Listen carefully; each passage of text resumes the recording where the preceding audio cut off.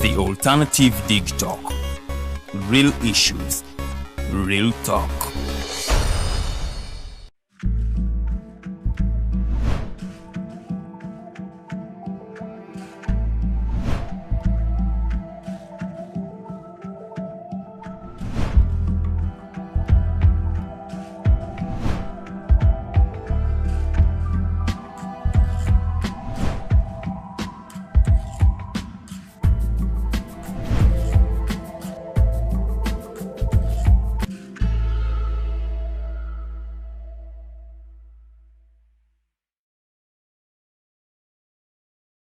Schools are open.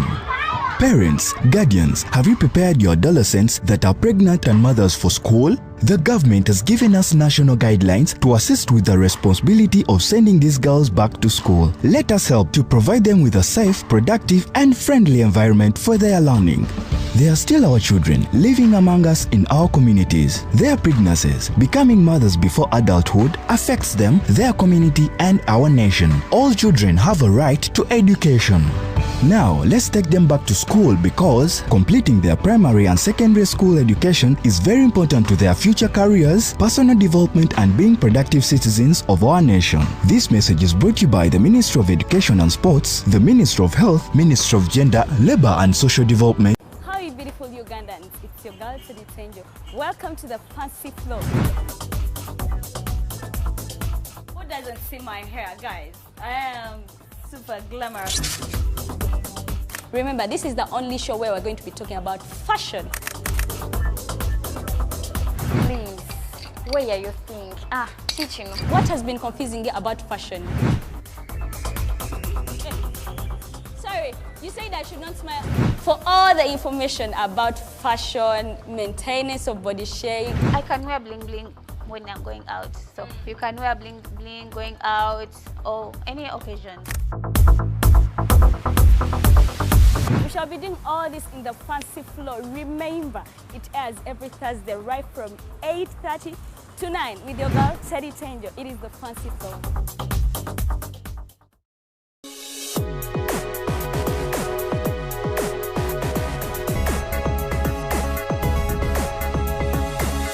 The Alternative Dig Talk.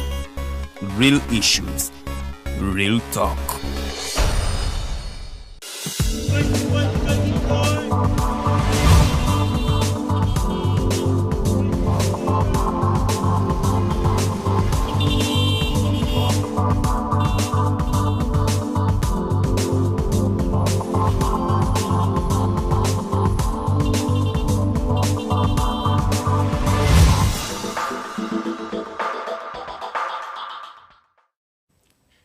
Yes, 13 million people at the verge of hunger that following the drought that is happening in the Horn of Africa. When you talk about the Horn of Africa, we are talking about countries like Ethiopia, Kenya, Djibouti, Somalia, Eritrea, among many. And of course, 3 Makerere University students have been expelled following their bullying of a fresher.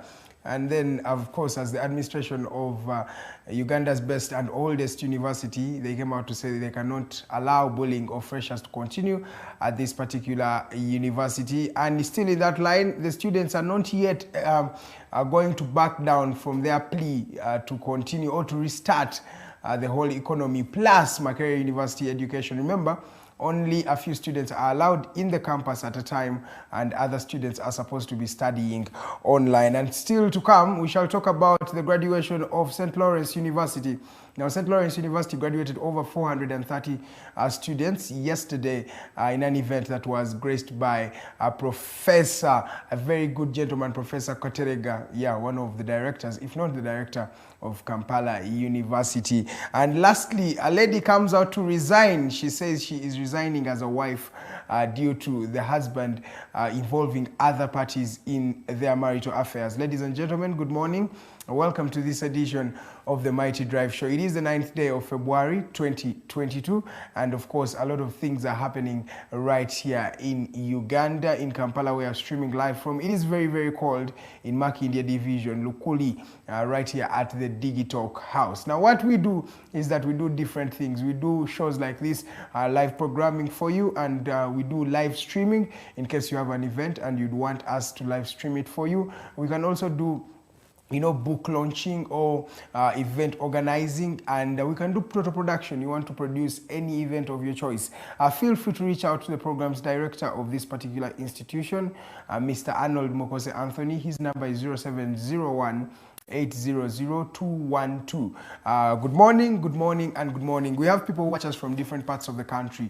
I have people like Innocent Ainebiona who watch us from as far as Lwengo. I have people like Kakuru who watch us from as far as Mbarara. I have people who watch us from as far as the diaspora. People who are in UAE, Dubai, Abu Dhabi, Qatar. Thank you so much. Remember, Qatar is going to be hosting the World Cup of this particular year. It will be in the winter of that particular area. That will be in November and December. Yes, so ladies and gentlemen, allow me delve into the discussions of the day. Today I'm working with a couple of gentlemen. Today there is no lady in studio because right here on camera there is Mr. JJ and of course Mr. Rogers Turiahabwe. They're the people who are going to be working on camera, and of course I'm working with Teddy Tenjo Namukena, who is the producer, and Jeremiah Muchibi is there. Akato Tumusime is the director of the show, and he makes sure that everything you watch is always of excellent quality. A special thank you or special gratitude message to those people, because as I tell you every day, those are the unsung heroes. Abantu betatera nnyo kwogerako nenga bwe tebaliiwo mwatu naffe tuba tetuliiwo. Amanya nze Edgar Matthew Karuhanga okubanga nkuweereza amachagolo naku olwaleero. Ntandiseko wali story eya enjala egenda maaso mu wali ku Horn of Africa. Horn of Africa nabagambe kuli mulimu amawanga nga Ethiopia yesinga otwala ekitundu ekinene ku Horn of Africa. Tulinawo Eritrea, tulinawo Djibouti, tulinawo amawanga nga Kenya, tulinawo amawanga yes, I think gegoge nyini kuliko ne Somalia. Yes, Somalia kayibadde ulayo.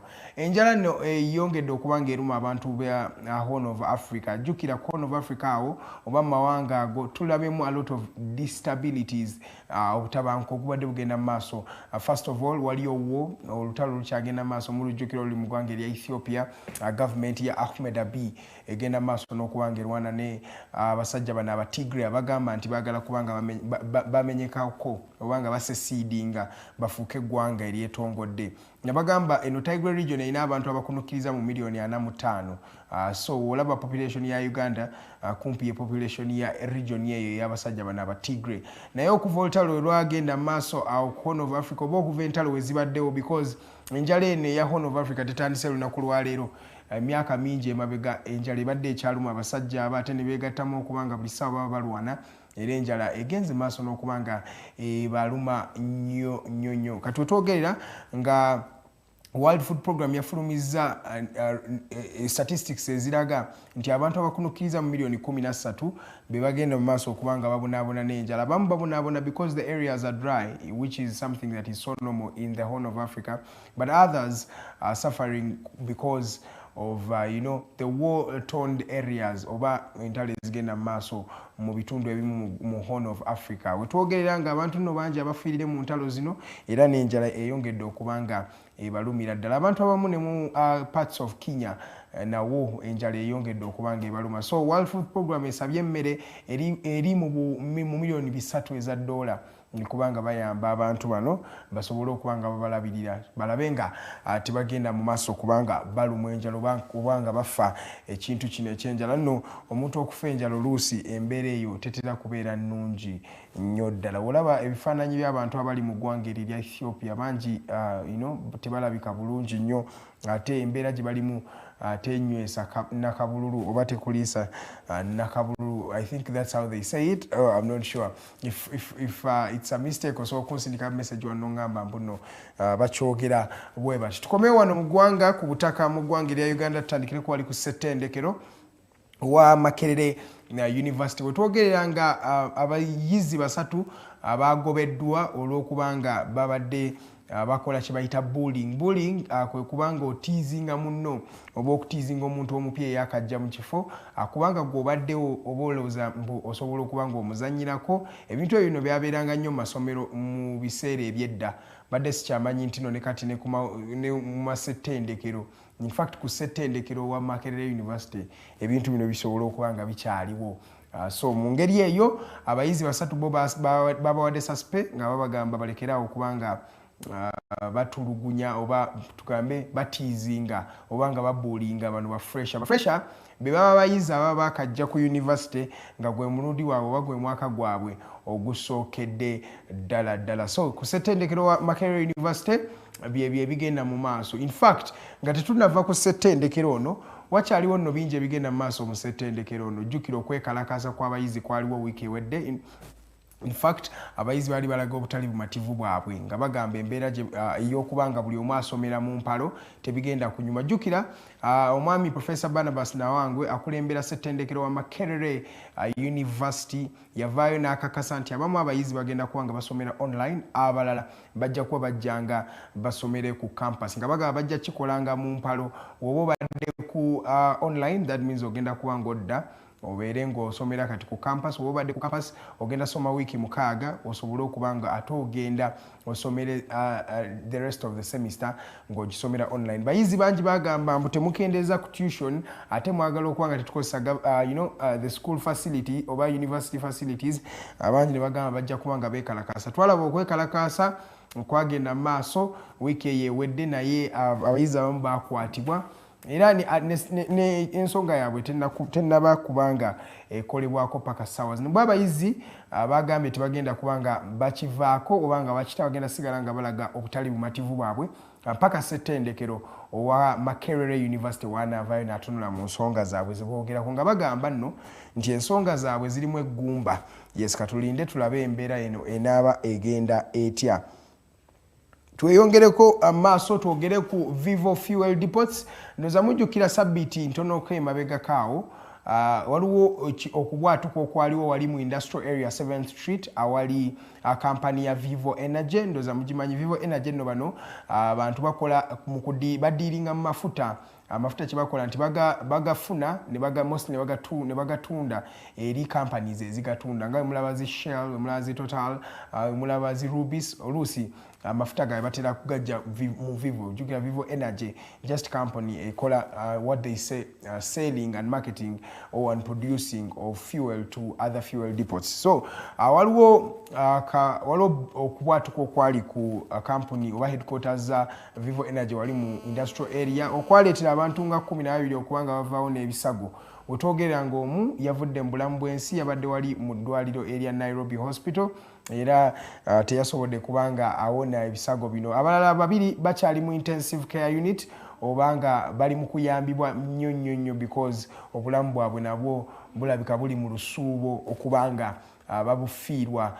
Wetwogerera nga abantu kati waba oyo omu ye yakafaako ekitegeeza ababiri bali bubi, abantu 9 nabo sibe bali awo nti bali bulungi. So tubasabire era gwe buli bwoba osaba asabire abantu abali mu kabenje ako oba mu kubwatuka okwo kwali wali ku Vivo Energy. Ndoze ekikamu akiraba kubanga wewabeerawo okubwatuka kampuni eyo kwaliko a lot of mist that was going on. Ekika kyali kyamannyo nga kikwafu nnyo, abantu abasinga ne balowooza nti oba yali bomu oba something, naye just kwali kubwatuka okwali ku kampuni eno eya Vivo Energy. Now tugendeko wali wabweru w'eggwanga, njagala twogereko mukutu guno ogwa Facebook ebadde ebina ebizibu ebya sente oba ebya resources nti ennaku zino bali omuzungu kyatera okuyita they are running bankrupt. Company eyongedde okubanga esereba ng'egwa company ya Facebook. Company ya Facebook eno etandise okugwa okuva we baleetawo emitimbagano emirala. Jjukira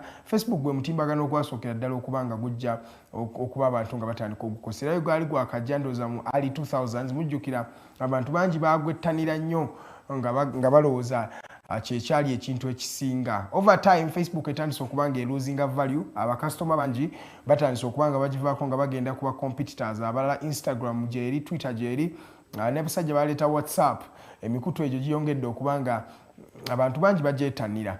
So mu ngeri eyo Facebook eyongedde okubanga egwa shares, egwa emigabo, egwa pricing. Jukira omwami Mark Zuckerberg ono ye bwongo emabega wa Facebook oba omusajja yakola omutimbagano ogwa Facebook yagezaako okubanga akola kibayita rebranding mu marketing nti osalawo abantu badde balina perception gye bakulabiramu n'oyagala ate okyuse engeri gy'ofaanana okubanga attracting abakasitoma abapya oba okubanga osigaza bakasitoma already b'oba oyina.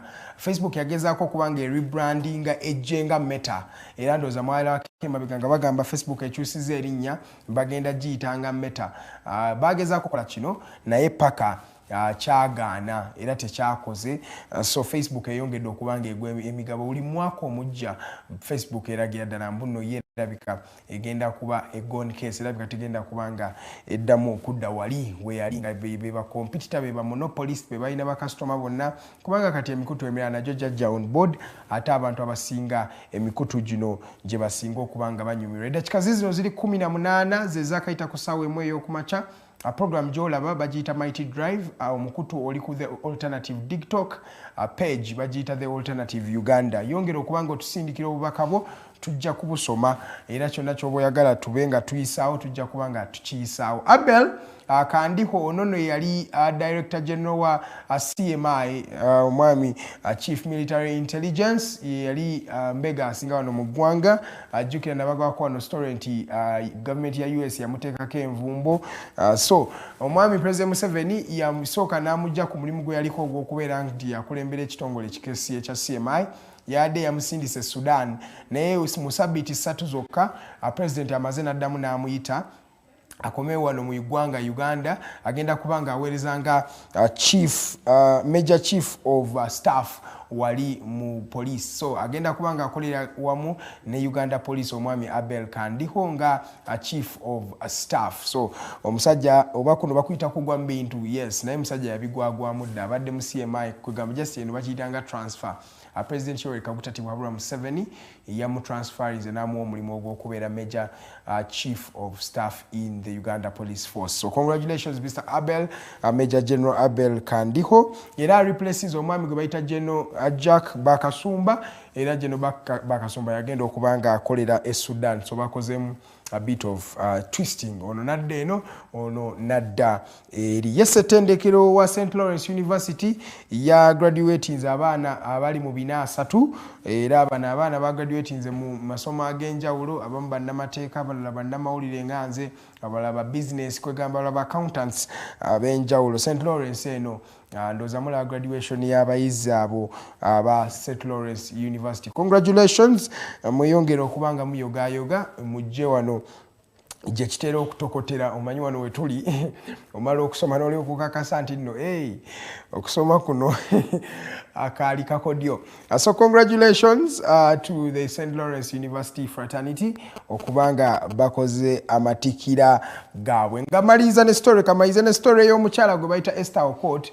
Esther Okot yasuddewo oba yawandiise resignation letter eri bbaawe ng'amugamba okuva leero sigenda kuddamu kubanga mbeera mukyalawo. Esther Okot agamba entabwe yavudde kubba okubanga atwala ebintu ebigenda mu maaso mu bufumbo n'abigamba LC5 asobole okubanga abayamba obanga abatabaganya okuddawo ne bbaawe. So yagambye officially because ebintu bikulemye okubanga obisolvinga ng'omusajja kankuwandiikira ebbaluwa ekugamba nti officially I've resigned as your wife. I don't know if you can resign the marital duties. This is where I want your education, please. Musoke munyinyonnyolemu mazima ddala oba ofumbiddwa osobola okusalawo nti leero kangende nve mu bufumbo buno n'owandika formal letter n'ogamba nze Edgar Matthew Karuhanga nsalawo nti obufumbo buno mbuvuddemu ku lw'ensonga bweti ne bweti. Kubanga mulimu simanyi mwe abamanyi musobola okubanga mutubuulira. Kumwebale nnyo abatulabye olunaku lwaleero mu kano akanyomero aka The Mighty Global News Updates. Mwebalire ddala kibeera kya ssanyu nnyo okubanga tukola nammwe buli lunaku. Sogedde ku Betty Kamya kuba yeyavuddeyo n'adefendinga lifestyle audit ng'agamba oba auditing engeri abantu gye beeyisaamu osobola okubanga otegeera ensimbi zino oba bazibbye oba tebazibye wadde. President Museveni yali yamugambako nti ensonga wali badde togiyingiramu ya lifestyle auditing agamba nti ababba ekirungi babba bateeka wano wona agenda mu lifestyle audit bye banaababye tebajja biteeka wano mu ggwanga kwegamba okubbako kusigala kuli okay apparently. Ladies and gentlemen, thank you so much for watching the Mighty Global News Updates. Ngenda kubanga mpumulamu naye wetukomawo Farida agenda kuba atudde wano n'omukyala Lilian Luwedde bakwongereyo paka ku ssaawa ziri 3 ez'okumakya. Mwebale nnyo abatulabire katuwumulemu katono wetukomawo Mighty Drive and Capitandis. Good morning.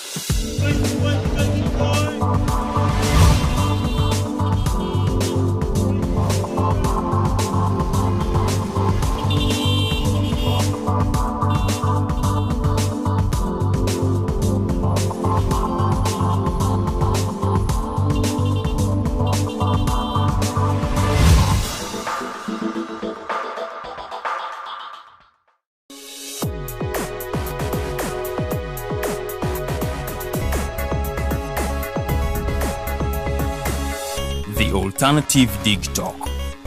Real issues, real talk.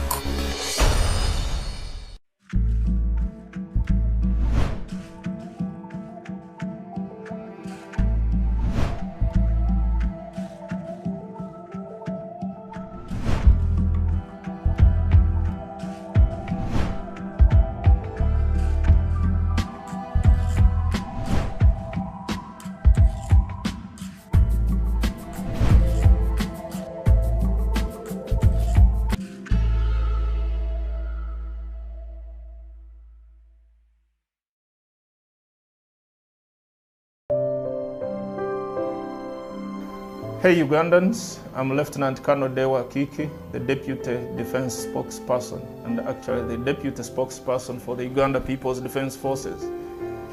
I was hosted on Alternative Dig Talk. I encourage all Ugandans that this is the way to go. Always watch, participate, give your views and ask questions on Alternative Dig Talk. Dig Talk, the way to go.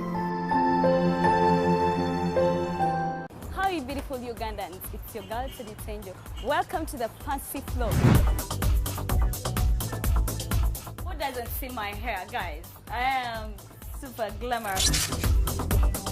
Remember, this is the only show where we're going to be talking about fashion. Please, where are you think? Teaching. What has been confusing you about fashion? Sorry, you said I should not smile. For all the information about fashion, maintenance of body shape. I can wear bling bling when I'm going out. So you can wear bling bling going out or any occasion. We shall be doing all this in the Fancy Flow. Remember, it airs every Thursday right from 8:30 to 9 with your girl Teddy Tenjo. It is the Fancy Flow. Schools are open. Parents, guardians, have you prepared your adolescents that are pregnant and mothers for school? The government has given us national guidelines to assist with the responsibility of sending these girls back to school. Let us help to provide them with a safe, productive, and friendly environment for their learning. They are still our children living among us in our communities. Their pregnancies, becoming mothers before adulthood, affects them, their community, and our nation. All children have a right to education. Now, let's take them back to school because completing their primary and secondary school education is very important to their future careers, personal development, and being productive citizens of our nation. This message is brought to you by the Ministry of Education and Sports, the Ministry of Health, Ministry of Gender, Labor and Social Development.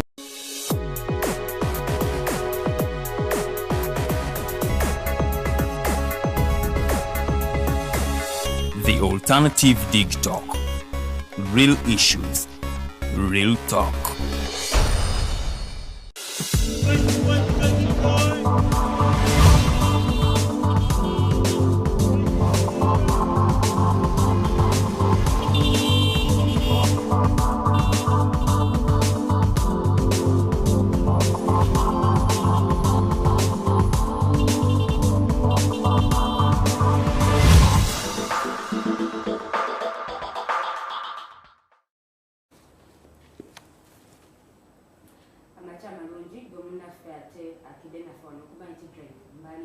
Mwana batulabira mu ggwanga Uganda awamu n'ebitundu by'eggwanga ebyenjawulo mwebale nnyo ate kubanga mugyeekumiddeko buli lunaku ne tukeera ffenna okusobola okulaba nti ate tuyiga awamu n'okubanga tutereeza eggwanga lyaffe Uganda. Nze omumbejja Luwedde Lilian mbaaniriza nnyo ku Mighty Drive era ng'olwaleero ndi n'omumbejja ow'e-Bunyoro omukyala Farida Bikobere tuli naye awamu n'omugenyi waffe omwami Ariampa Brighton era ng'ono munnamateeka tugenda kuba tugera ensonga nnyingi nnyo ate ng'era twogera ku nsonga eza climate ne ku nsonga za oil and gas tugenda kuba twogera ebintu bingi nnyo ebigenda maaso ku nsonga za climate kiki kye twetaaga okuba nga tukola ng'eggwanga awamu ne gavumenti okutwaliza awamu tugenda kuba tubyogerako nnyo era nga gwe alina ekibuuzo genda buterefu ku Facebook page yaffe The Alternative Uganda teekayo comment yo tujja kuba nga tetugisoma nga show yaffe tennaba kubanga ewunzikibwa naye nga nyongera okubaaniriza olunaku olwaleero olunaku lukedde kadde kakinyi kagobe awaliwo akawewewo so gwe wenna akyali ewaka ng'okyebase nkugamba nti munnange situka ogenda onoonya ekigulira amagala eddiba era nga obulamu bujja kunyumira nnyo ng'ate oyinamukko kasente obulamu tebutambula nga toyinaamu so tuli mu mwezi guno oba oliawo omwezi gw'empito ogw'okutona Farida ajja kuba ayongera otubuulira ku nsonga eno naye bw'onaaba nga tolina kasente onaatona ki situka munago ogenda ogulire ogenda ononye ekigulira amagala eddiba mbaaniriza ku Mighty Drive saagala njogere nnyo saagala nandage nnyo kansoke nnyanirize omumbejja w'e-Bunyoro ate naye atulamuseeko atuwe quote of the day then ate tutambuliraawo ku nsonga ezo zennyini nga bwe nzibategeezezza mukyala Farid NRM yali kufudde brand ambassador kakala siimye naye buuza kuba tulaba obwo bwe buzibu bwammwe mugenda twonoonera kala kati tuyambalengako kala kuba ebina byazitwala wenna oyambadde kayero mbuuliza kuba tulaba kayero nkaagala kuba kali mu flag katulina kala 3 yellow black and red mu flag eyo njagalamu nnyo yellow ne red kati wendyambala red nga mugamba banfuula ambasada wa Nuupu sigenda fuuka ambasada w'ebibiina byonna Nenga it is a good morning to some of us abatatya budde bunnyogovu so tuyinza osobola embeera y'omuzira kumwe abati obudde obunnyogoga musitule ebiswete ebijaketi abagenda mu kukola don't forget wabweru it is really cold so bamikwano musitule ebintu ebinaabakuumanga muli warm but temwebakola okuba obudde bwatonye emyene enkuba yatonye ogenda kuwa boss excuse nanti it rained so I came at 10 jamu abadde mungi batugamba nti bwolabanga ensobi ng'etuusewo ng'eyinza okuleetera okudireyinga you wake up earlier nti obadde ozuuka 12 leero kuzuuka 10 mu kitundu okwasaganya ejjaamu w'ekibuga because jjaamu w'e Kampala buli lwetonya oba yetonya kiro oba misana oba kumaca jjaamu akwatirawo logic yali emabega w'ekyo ekintu but jjaamu akwatirawo nowhere so bantumwe mwanguweka bali mugenda mu offices abagenda okukola ab'amaduuka ab'obutale yanguweko bannange omukisa guno ogw'okumaca gwegenkizo nnyo toggulawo dduuka ku ssaawa 6 abantu omukisa guba bagututte dda. Quote of the day, we are going to talk about information, the information we give out and the information we keep. Have you ever gone to a seminar or conference or even to a party or even a normal outing, like these normal outings, I'm going for coffee and then someone comes to you like, hi, can I share your table? Can I share a table with you? Or maybe, hi, I am James, may I know you? And then you're like, you are Lilian, and then I am Ted. That is a lie. Oh, nice to meet you today. Where do you stay? You stay in Buziga? I stay in Kansanga. And then, now those are two lies. What do you do? Maybe you are job hunting and then you say, because you have a friend who is working on a TV and then, yeah, I work with Alternative League Talk because agenda kunonya togenda gamba ati okola kumpe you present. Quality production. So, kati ozibye mikisa jojo na singa gayo nabade ne opportunity yona yone kuyamba. You have blocked all avenues of this person helping you. I think chiri kufe abana abawala. There is this information that is public knowledge because you can get the information from a friend who is close to you, like our names. Why would you hide your name? like the course you did, if you're a student or the course you are doing, why are you hiding it? Maybe the person is looking for that specific person who is doing such a course or who did such a course. Why do you hide it? Like the church you go to, like, hi, why do you go to church and then you study, you go to church to a different place and then you say a different place. I mean, what is the importance?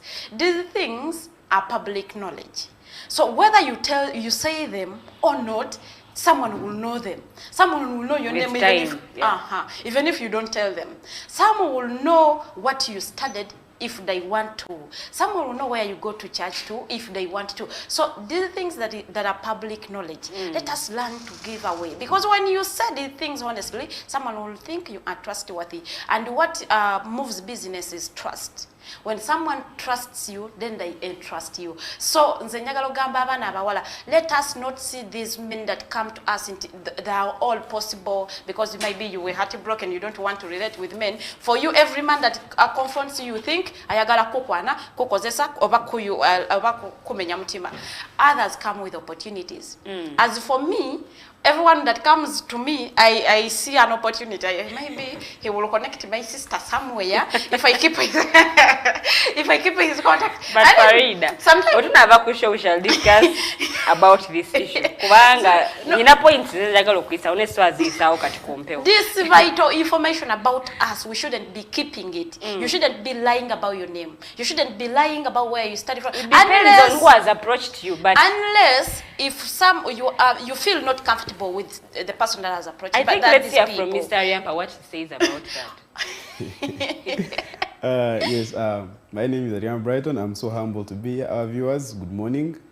About that, I feel, of course, in this world, we live in a world of connection, where you don't know who's going to help you. Exactly. You don't know what the future holds. So I think for me, if someone comes, regardless of who he is, whether he's rich, whether he's poor at the moment, for me, I feel no harm to discuss anything with him or her.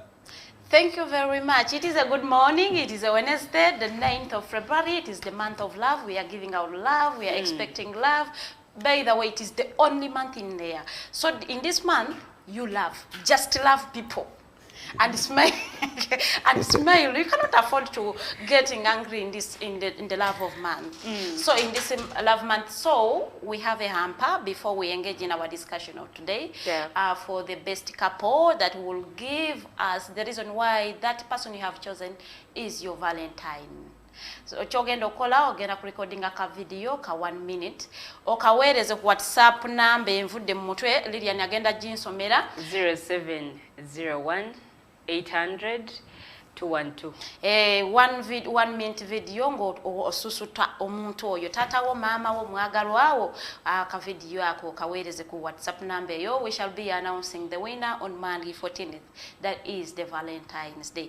And today we are going to be talking about climate, oil and gas sector, the impacts it has to the host communities and to the environment at large, and what are the possible solutions, and if solutions are there, why did these people wait till now after they have signed the final investment decision and then they're coming to say, like, wait, this oil and gas sector has impacts. If they had engaged earlier, why hasn't these solutions been maybe included? Because economically, an economist will say, hey, we are looking at economic development and we are looking at $15 billion in the next 3 years. So don't tell us about environment. We have Council Ariampa Brighton. He's the CEO, Youth for Green Communities, and he's a lawyer. That is why I call him Council. So tugenda kubanga twogera ebintu bingi nnyo ennaku zino tulabye ba lawyers betanidde environment, maybe because they have studied these things and they know it is a right, and so they're saying, let us lead, let us take the lead. Council, you are most welcome. This is the Mighty Drive. We are going to be here up to 9 a.m. discussing oil and gas. Abannayuganda abali ebintu tugenda biza mu lwaffe olwawano Oluganda tulutegeere bulungi, because bannayuganda basinga besamba ekintu kya oil. ebyo bintu birina technicalities mungi tetubitegeera. Government yebivunaanyizibwako. Ebyo byabali abasoma ebyo ffe tetubitegeera. So olwaleero tugenda bimenyamenya mpola mpola tugenda tambula his Ariampa, you could know by his name that he's not a Muganda. So when he pronounces some words not correctly, temutugamba sibwe bakyogera, you have just known he's not a Muganda. So disclaimer tugiteekawo. Oilosity abantu ba Hoima ba mikwano mubeereeko Mami Kasule tumwetaaga Kasule beerako because this is your show. Ba mwe naddala abali e Hoima, you call yourself the oil city naye amafuta we gabula gasookera wammwe eyo. I don't know mwe mukikola Yeah, the prices rose to over 10,000 plus. So Mr. Ariampa, you're most welcome. Yeah, thank you very much. Once again, my name is Ariampa Brighton. I'm a lawyer by profession, and I lead a youth-led organization called Youth for Green Communities. Majorly what we do is we focus on influencing environment and natural resource governance so that people that have always been excluded in decision making can gain. Either poor, how are poor going to gain if the environment or if environment-related projects are ongoing. Yes. If they're utilizing natural resources like oil, how are the poor going to gain? How are the young people going to gain? So we are trying to look at, we do research and also advocate on how best can young people gain, how best can the poor gain, how best can those excluded groups join. Women, how do they participate? Because most of the time you see they are always excluded in decision making, but how are they going to gain from such a resource? Or when an environment comes in, is it going to cost their lives? Is it going to cost their livelihoods? So basically that's what we deal in. We work with institutions of learning, universities, work with tertiary institutes, we work with even youth in local communities. We go deep in local communities and see how environment is managed, see how natural resources are utilized. So basically to engaging abana abato, to engaging women, so that we have inclusive utilization of natural resources where everyone gains. Kuba as long as tungatubeerawo tukola ebintu nga bifavalinga abantu apart emu y'abantu. So there are things that we as young people, because it's a youth-led and we work with young people mostly. Yeah.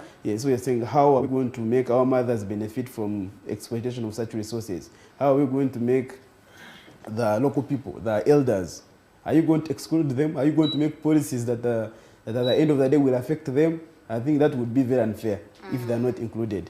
Yeah, basically that's what we do. Yes, basically. You advocate for inclusion, for inclusion at all levels. That is true. How has it been over kibadde kitya okukolagana n'abavubuka? Because most of the times batwala abavubuka okuba nti ebintu nga bino tebabinyigiramu, things to do with climate, things to do with environment, abavubuka tebabinyigiramu. Febio tebitukwata konnyo. Again mazima kati olaba nga tusoma bali batugamba we hold the future. Naye tebatugamba time ki where we should come up as young people take decision. So bola bakati most of the time batulaba nga tuli bayayi because tebatu empowering in that at this age I should be able to do this and that as a young person. So I think for us as Youth for Green Communities, that's why we came in and tugamba nti katulabe how avubuka, how young people, how mwana w'omuwala, how they can come in basoke nabo participating involved in handling the issues Uganda faces as a country or their country. So kati wanga twagala developing tugenda ku engaging etanga fenga abana abato or fenga the youth or this that age bracket tugenda gamba abana abato. I don't know how you say it in Uganda, the youth, how you call it? Abavubuka. And actually I think abavubuka means tegeeza the male gender, right? No. Abavubuka is n'abawala. Okay. Yes. So twagala kulaba how can we to engaging abatya nga nafe to gaining or to addressing problems that we face as a country. So that has been actually, it's one of the reasons why it was formed. Oh, so what influenced your idea of coming up with Youth for Green Communities? I think one point the trending climate change crisis. Abantu bajela banyo, but it is a world issue.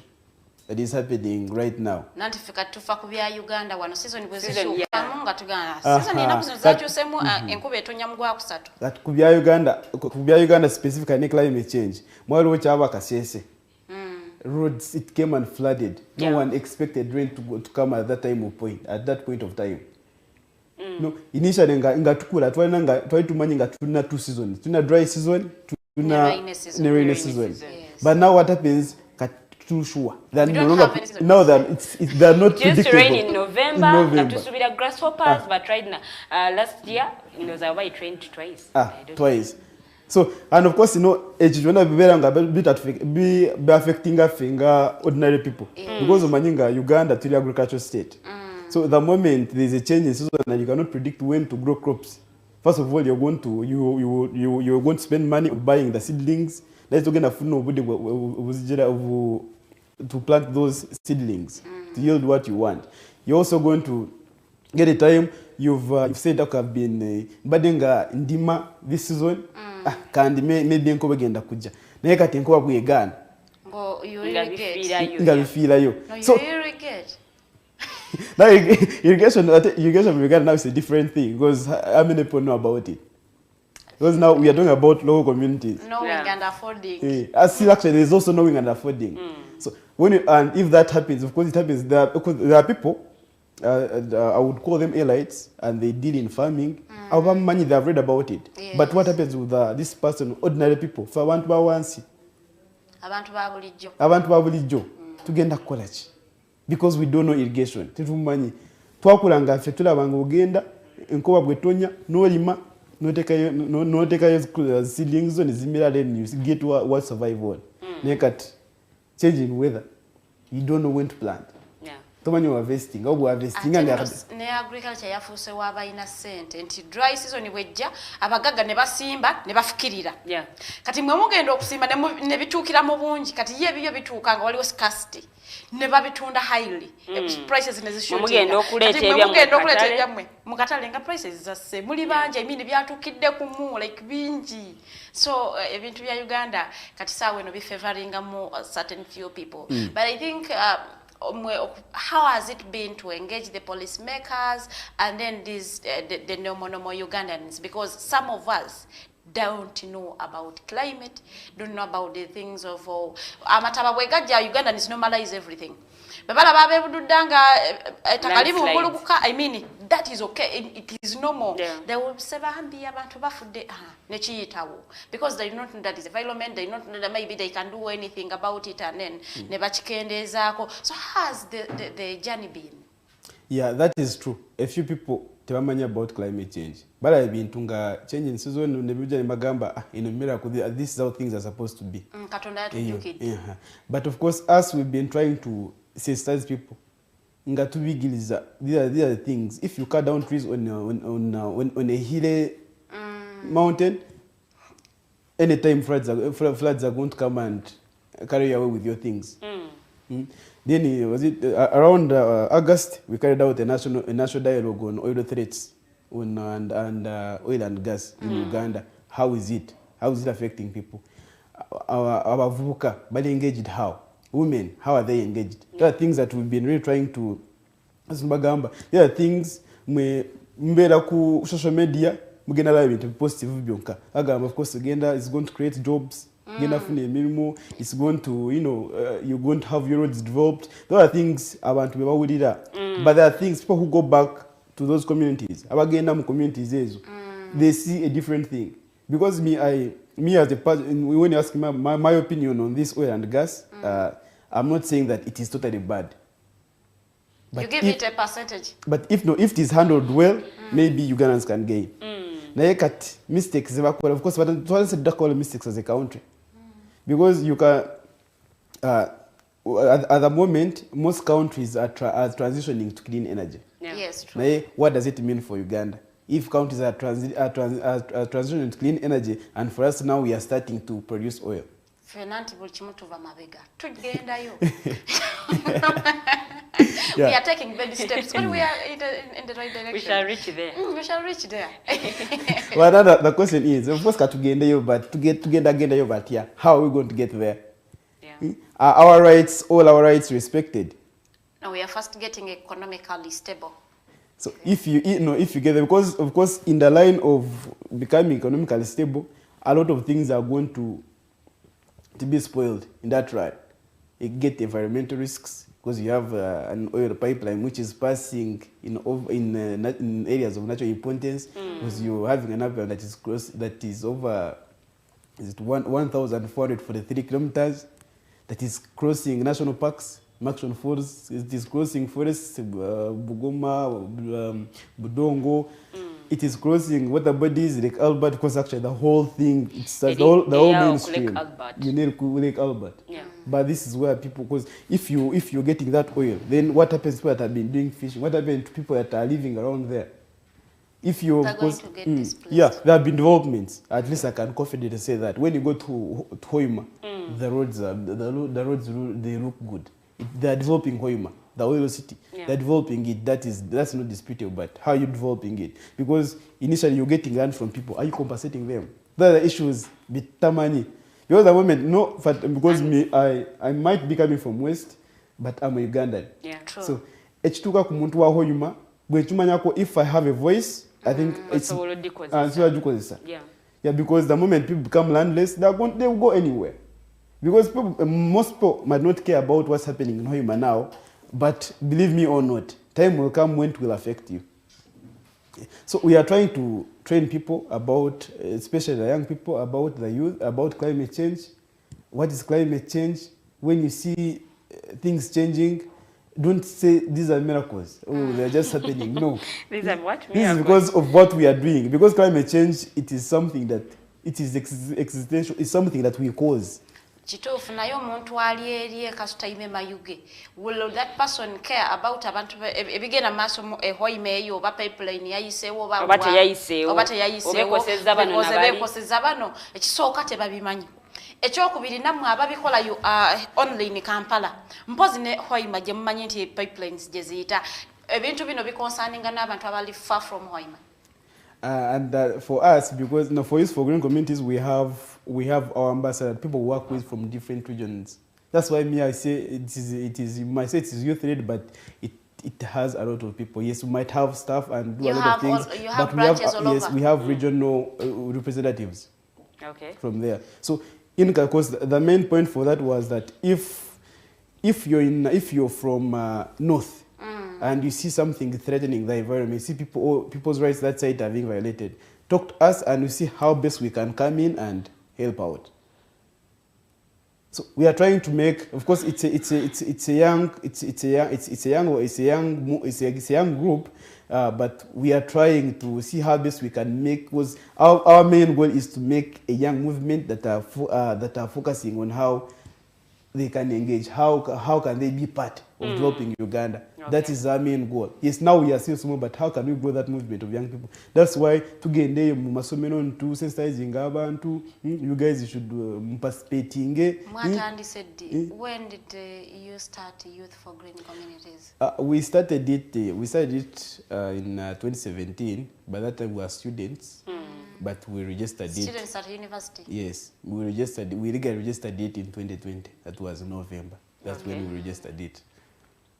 But what you know about the climate change? We've had laws and policies on climate, on protecting the environment and then the climate as well. But why is it that climate against ekyuka buli kaseera, and then we are seeing the government ewaayo forests eri abantu bakoleremu emirimu gyabwe? Like, how do we go about this? How do we change this? You see, that is now that's a problem I think we have as a country. We're not rotating governance, because when you look at between Ngafe as a country, Ngafe Uganda, they are the best policies you can find. We have the best laws. We have the best laws. That is, together na debate.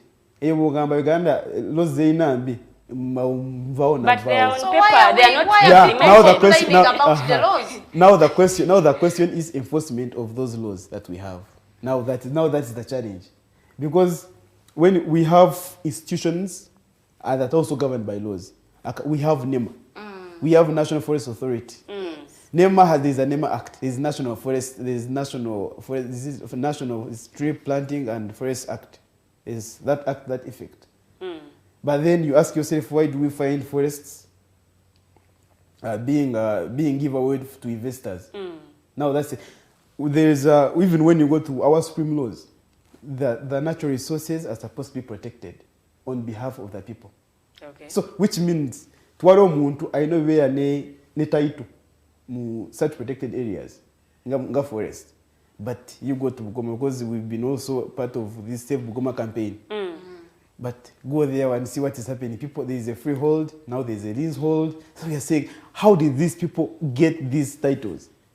The initial, of course, the story is they gave the land to the Bunyoro Kingdom. Then Bunyoro Kingdom released it to. So like, how can the government give away, give a freehold title to a kingdom, and then to an investor? Okay, because we have vast land somewhere in northern Uganda which is dry. We have a lot of government land. Why don't you allocate such land for investments? These sugarcane growers are also looking for virgin land. But of course now that's a point we should bring in irrigation. If you see that this land is at the moment is not fertile, and you're an investor, I think the best you can do is if you have Uganda, or if you want to develop Uganda, because when an investor comes in, I think the goal is you much as you're investing. I think you also want to see the country develop, because if you're doing an investment and you want to market, of course the country must be good. Yeah, so why don't you ask for that land and you develop it, and they can give you at a subsidized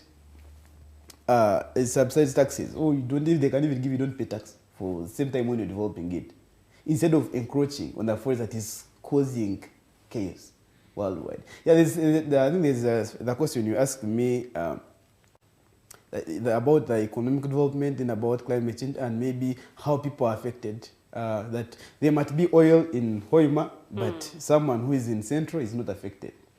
Yeah, that's the same question that I would ask, because Africa as a country, when you see our contribution to this greenhouse gases, it is less than 5%, but we are affected. Why? Because of the industrialization in Western countries. Yeah, that's why we are saying that, of course, that's why we had COP, and we are asking that they should increase on the climate finance fund. Why? Because for them, they contribute a lot. And so for us to mitigate those effects they contribute, then they should give us money. They should finance. They should finance us and see.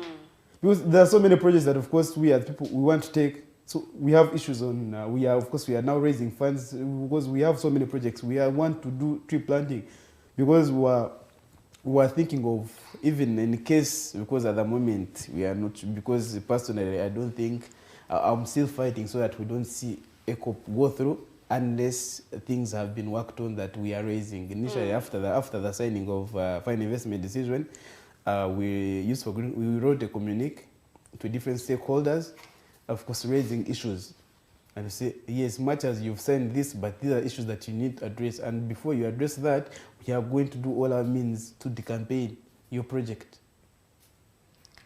But these projects, we do not want to say, yes, they're bad to the environment, but they might be good to the people who are looking for jobs. Let's say industrialization. Yes, it has carbon emissions. Couldn't you just be giving these people the solutions on how to handle it, on how to mitigate the percentages of carbon emissions that go to the atmosphere, and instead of decampaigning? Because as the youths don't have jobs, and when someone brings in a project that is giving us opportunities, we are looking at job opportunities. We are looking at job opportunities. We are looking for kamana, because the environment never nabere nungi nga fete tulina sente fwe abavubuka tujagamba twagala mirimu tetufunyemu ebya environment tobitugamba. I think you environmentalists, what you should be doing now is sitting and finding solutions on how we can have industrialization, because we need it. Mungeri yokulakulana n'okuyambako abavubuka on how to help these people get solutions on obutakosa nnyo environment. Yes, that is true, and I think I mentioned on the issues we raised, but we also gave recommendations. See, some of the recommendations, we are saying that invest in green economic activities, invest in agriculture.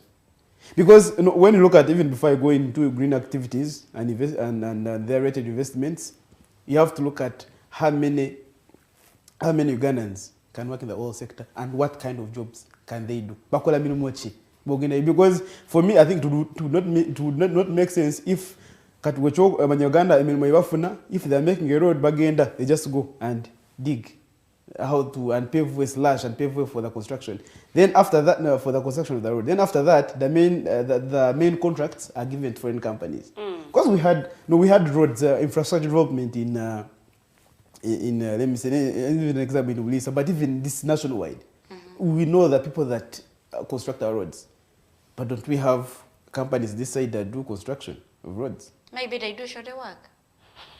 I am not I'm the spokesperson of UNRWA. Don't quote me. I'm just saying maybe. Yes, I'm also aware because when they contracted these roads in the oil district, they gave it Chinese, but they would subcontract Ugandan companies, which is not bad. But now the question is, when are you going to trust your own Ugandans that they can also construct roads? Tugenda kuba tutuukawo Mr. Ariampa, but the last question kati tunabagenda ko break. Agriculture yali backbone of our country. Naye ate kati ebintu bikyuse, the seasons have changed, the climate has changed. Kati tuddayo tutya on that line okusobola okulaba nti tutereeza ensonga ya agriculture. Now agriculture, because agriculture it is still backbone yafe. We all predominantly depend on agriculture as Ugandans. That is still the point. Now, of course, because the mistake nyingi, we've seen things happening to our soil that has been fertile, but we can always reform. Because I think the best way to take is let's end fossils. Okay.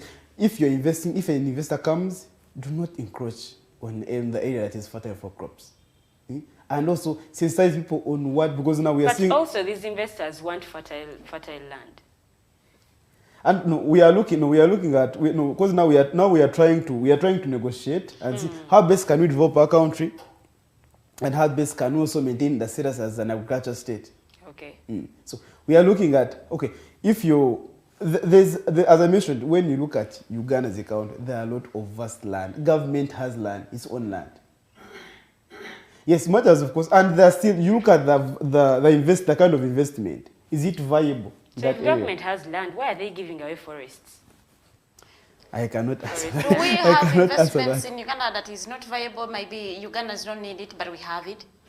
Like you could mention 2 or 3. I'll mention the. Do we need another sugar company in Uganda? We don't. We have so many. Don't say we don't. We have so already. Because when you look at the history of Uganda in terms of deforestation, in terms of environmental crimes, because I may call deforestation an environmental crime. Yes, there's a time, I don't know how old I was. When my brother was being given away, but I think I was young, but I think I had it. Yes. This for Butambera, something for sugarcane. There's Madavani, there's Kachira. We have so many. Why do we need the one of Hoima in place of a forest? A forest where you're going to exploit oil. So, because now you're looking at how are we going to mitigate. Yes. And now you're cutting a forest. I know what's funny is there was last year Uganda was applying for a date to grow trees. Yes, they are cutting trees. They are, and now they are applying for a loan in World Bank to plant trees. So that's the confusion. So, but for me, for us to go back to agriculture now, we have to demand. We have to let our government know that, because we have to advise it, because we are the people still. The government is us. Yes, as much as we have leaders, but we have to advise on how we should be governed. But now if you look at the national budget, money allocated to agriculture is less compared to the money allocated to security. Because security is vital. We are going for a short commercial break. We'll be right back. When we come back, we are going to be looking specifically at the impacts of the oil and gas sector to the people around where these pipelines are passing, and the depth of these pipelines. Are they too deep that they don't affect the people around them? Or Uganda propaganda. So, permanent secretary wa oil and gas sector, Mchala Irene Yatugambye, those pipelines are really deep, so they cannot affect any person that is going to be passing near those by where they are. So we are going to be talking that and more when we come back. It is still The Mighty Drive. I am Farida and Lillian.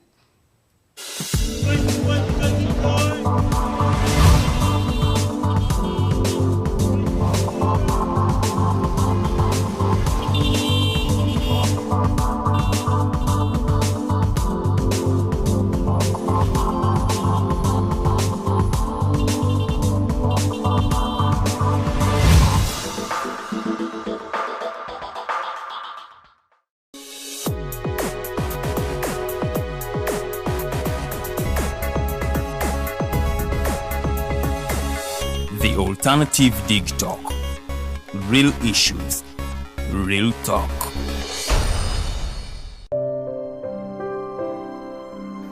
Hey Ugandans, I'm Lieutenant Colonel Dewa Kiki, the Deputy Defense Spokesperson, and actually the Deputy Spokesperson for the Uganda People's Defense Forces. I was hosted on Alternative Dig Talk. I encourage all Ugandans that this is the way to go. Always watch, participate, give your views, and ask questions on Alternative Dig Talk. Dig Talk, the way to go. How are you beautiful Ugandans? It's your girl, Teddy Tenjo. Welcome to the Fancy Flow.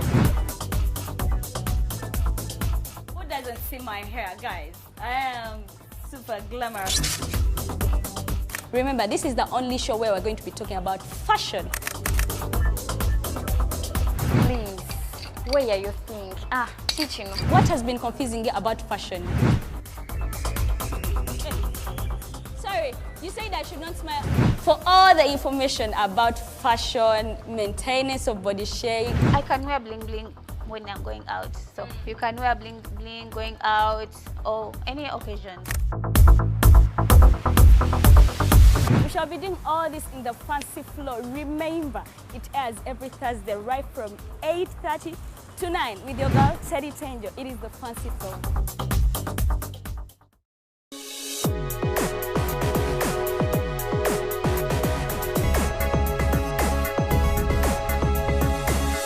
The Alternative Dig Talk. Real issues, real talk.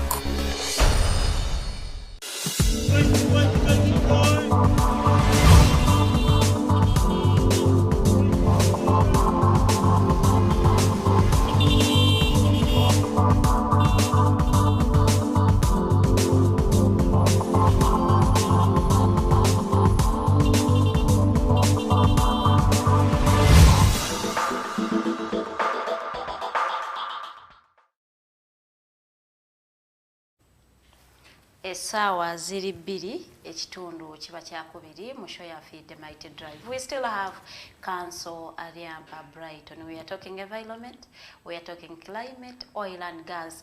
Naye kijja kuba kyawulyaza amaanyi okukyaza pop ne mutambuuza ku bifa Roma.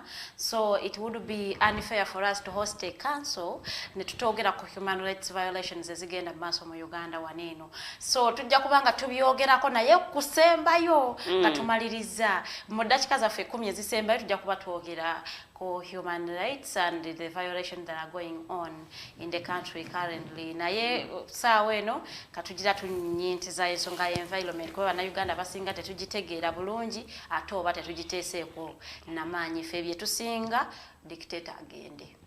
Ebirala tunaabiraba. Oil and gas tetubifaako naye amafuta regabula ebyo byonna tutabiraba dictator amaze okugenda.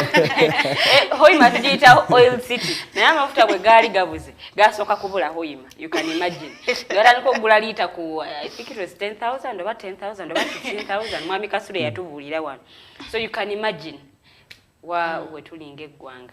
But now, we would like to hear from you.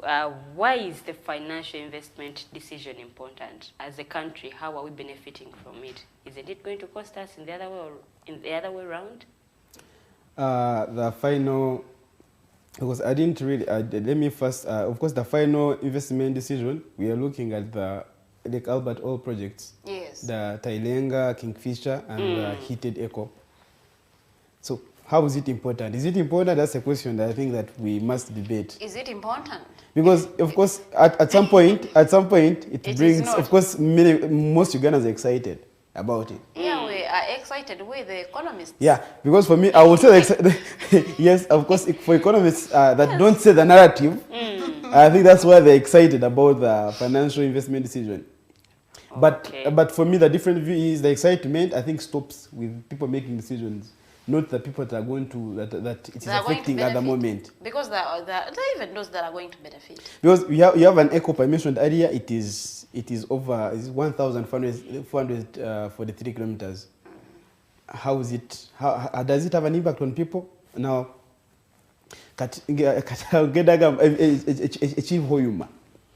people, of course, for you to have infrastructure development, you need land.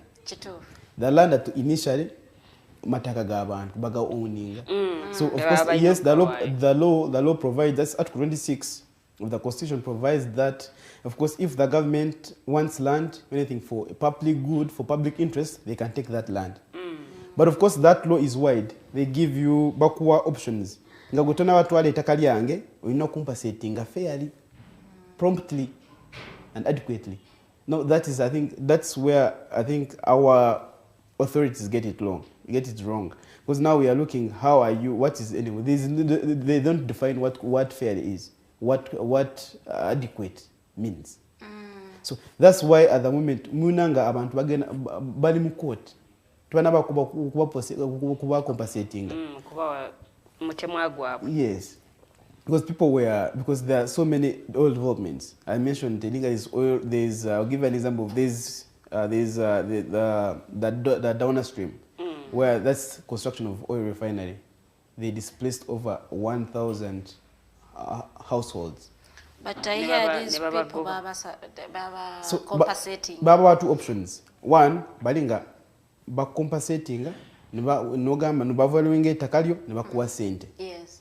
The second option was baku displacing bakufulile taka. They built fair house. At the moment, when you look at those houses, they were building, they were zimbira. Zilinga camps. Balinga bali mukam. These are Ugandans that initially owned land. Your life is good. Because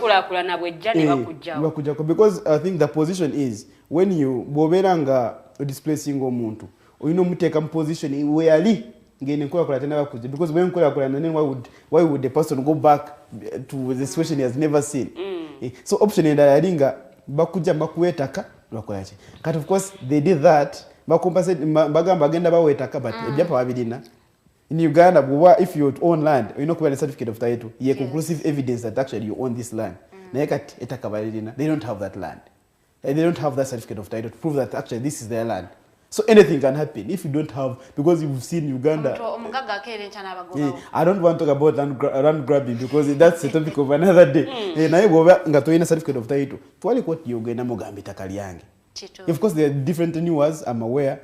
But of course, there are some specifics. But in Uganda, even those people that had that held land in customary, where they are getting certificates, supposed to get customary certificate of title of customary land. If you can now options, and then option. Of course, now people are living in camps. People don't have certificate of titles, and other things. Baba displacing. Those are things Baba promising. That was 2012. 10 years. Down the road. Yes, people don't have titles. Then Katwalu bagenda bakuwa compensating. Bali mukoti. They opened a land suit in 2014. Why? They had money for fair compensation. Now Kati, a situation now bring it in reality. Ngabakuje mutaka, tubana compensating. Kati, how are they surviving? Surviving abatia. No, that's the ate question. nga these are the people They abali displaced them They and they displaced them. didn't compensate Yes, them. they didn't compensate. So Those where were are some they? that were compensated were given less. There's a few that Not were the compensated. value of they were their undervalued. Yeah, of course. Yeah, those are all points. There's the compensation rate was very low. Because you cannot be compensating me of my land for 2012, then use the rate of 2010, because you know how land appreciates. And then of course even when we make a deal and you take all these years without compensating me, even you can, are you going to compensate me after 10 years and you compensate me on the rate of 2012? So those are the Because injustices. that is when I bought the land. Land appreciates. ebiseera bikyuse Nate endagaano twagikola luli ne tuvaluinga nti ngenda kuwamira. Endagaano oddamu okuvaluinga right now it's a different I think it's different no, right ante endagaano era still endagaano ina terms bw'ogamba ogenda twagula contract ogenda kumpa ettaka lyange and ogenda kunsasula mu 1 year n'otansasula. But the government says they bring you a government valuer and the person values your land. Moreti eberiwo. I am just saying what the government said. Ku bantu abali ba complaining of being undervalued and all that kind of stuff. And they would say they would bring you a government valuer. But era tosobola kugamba nti entima yasaze ogwekibira naye nagamba naba valuing ettaka lyabwe ne bakuwa value for your land or your property. Ati ofuna value wani government neto wayo kati mugira, but of course walo land value rates nga wezili nga zili awo. This is land because if you go different places rates zizimu. yeah So they value according to the area of where that land is located. Yes. Yeah. So with the government, of course, if the government, because there's the private land valuers and government the land. government So land. balancing and balancing, then what is the specific rate should that they must use? Cut out. But even leave alone. Okay, they have used government valuers. Have they paid them? And if they are valuing, are they going to? Because there's a way of, because there's when I've made developments on the land. Compensation valuing, you don't include those things because complaints about bagamba we had gardens we left our crops we left them. They had fruits, avocado fruits and other things when you're displacing people, because this is where people abantu webaja echokulia. So the moment if these are things you cannot live, because it's not a bare land. It's a different thing. If it is just a bushy land left there, now that's a different thing. But it was a different Yes. land. So for them, the government will come and say, okay, this is the land and this is the value. You're not. They will not consider what is there, what developments are there. I've built my house. It is there. I have my crops. They are there. I have my fruits. They are there. What did I grow them for? So those are things that, of course, even those are things that you cannot leave out when you're valuing. Those are people, because those are valid reasons. But of course, when you ask what is ongoing, I think that will be another question about the court case. Yeah. But now, if you look at the Tilenga and the Kingfisher projects, how are they going to increase the social and economic development in Uganda? I think for Tilenga and Kingfisher, because those are projects. I think plus ECOP. I think those are the 3 projects whose the FID was signed. Yes. Yeah. For the economic part of it, yes, Yes, it so will. we are good. Yeah, for the economic For part, the economic part of it, it, yeah, it is a plus. I would say it's a plus, because people are going. Of course, you see, the country is going to develop in terms of infrastructure development. Okay. There's an airport taking place. Of course, anyway, I don't know if it will be concluded, because that was a project that started in 2020, the oil refinery. We're not sure. And there are roads, they're constructing them. So infrastructure development, I would say they are good. Then let's look at the environmental impact. But the environmental threats they pose, they are so significant, because as I mentioned, it crosses Lake Albert, Lake Victoria, because it goes from Hoima to Port Tanga in Tanzania. So it crosses so many forests, So now we are looking at access to clean water. We are looking at we are looking at oil spills and the effect on the fertile soil. We are looking at tourism. What means tourism if the pipeline or if the oil threads are passing in areas of natural resources, other areas of tourism. Hello, we have a call. Good morning. You are on the Might Drive. Hello. Hello. Yes. Good morning. Thank you for the show. You're welcome. My name is Gilbert, and I have some number of questions to ask. Yes. One is the gentleman council was mentioning that most of the countries are resorting to cleaner energy, and for us, we are just starting to do mining for it. I also believe that most of the countries that are not resorting to cleaner energy are those that are basically the first-class ones. So I think getting to the cleaner energy level is that we are economically empowered, that we can do without the industrialization that clean energy, oil and gas presents. So I think my question now to him is that how do we make a bridge? How can we work?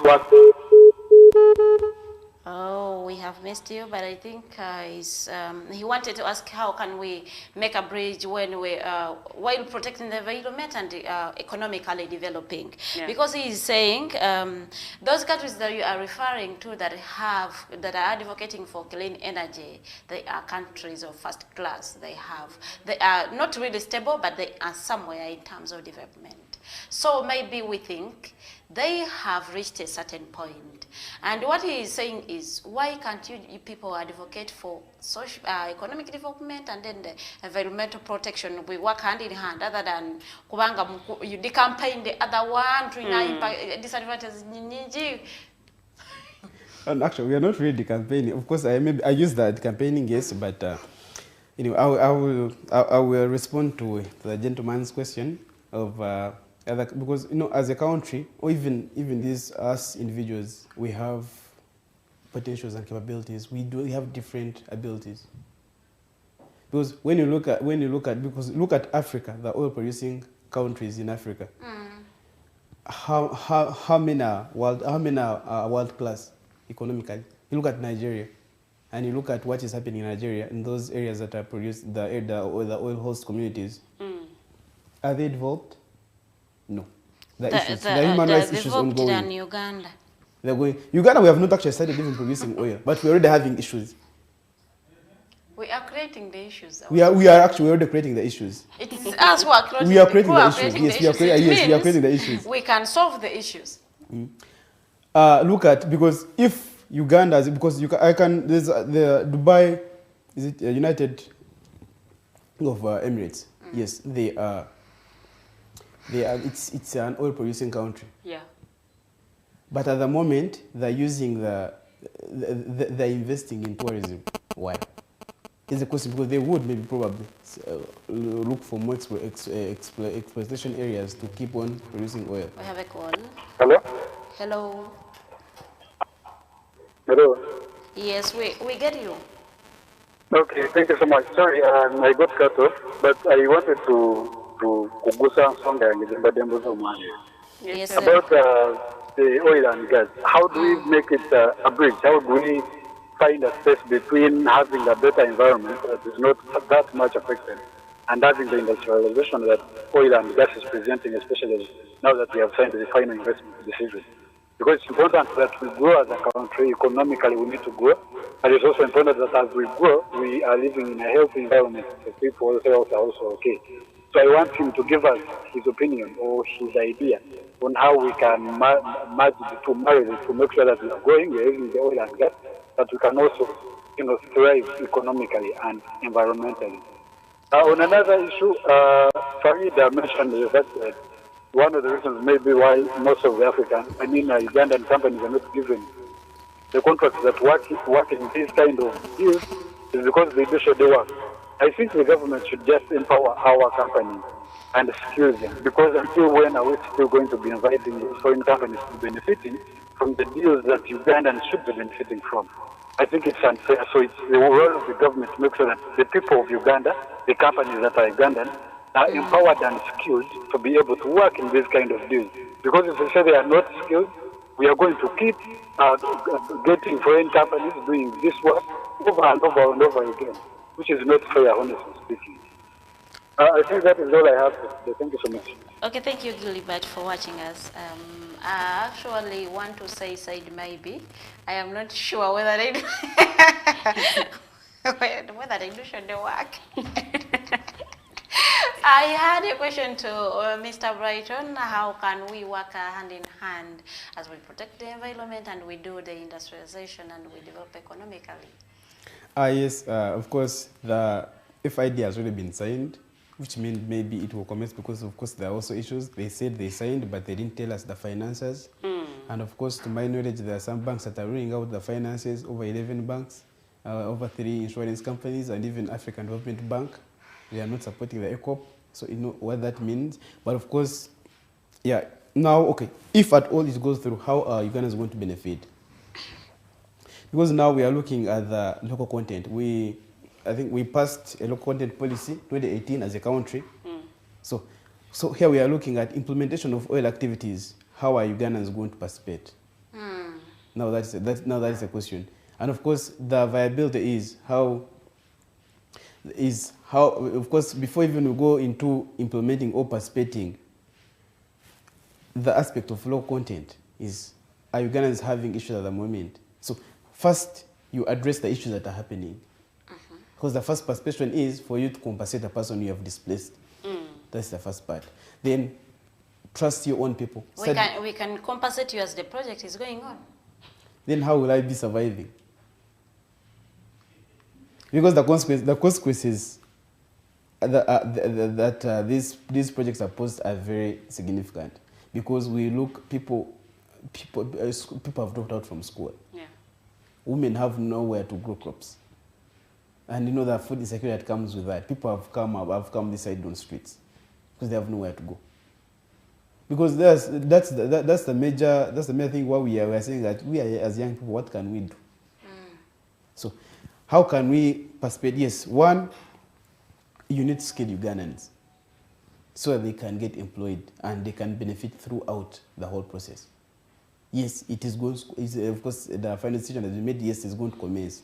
Much as hasn't commenced because anyway, that's a topic of another day. Yeah, but we have to skill Ugandans. See how best Ugandans can get engaged and skill them. If there's a course of oil and gas and policy, how are students interested to take it so that they can manage, they can govern their own oil and gas even after they leave school? Yeah, I saw Toto announcing some placements for students who really want to study about oil, to prepare yourself for opportunities that are in the sector. Yes, those are development that should come up. Let people study about oil and gas. I studied oil and gas when I was at the university.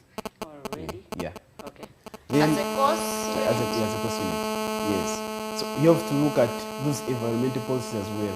Do they align with these projects? Or how best can we align them? Are we, because we are going to look at let me say if we are going to, because there are so many, are all those projects vital? If you're... Hello. Yes, hello, good morning. Hello, good morning.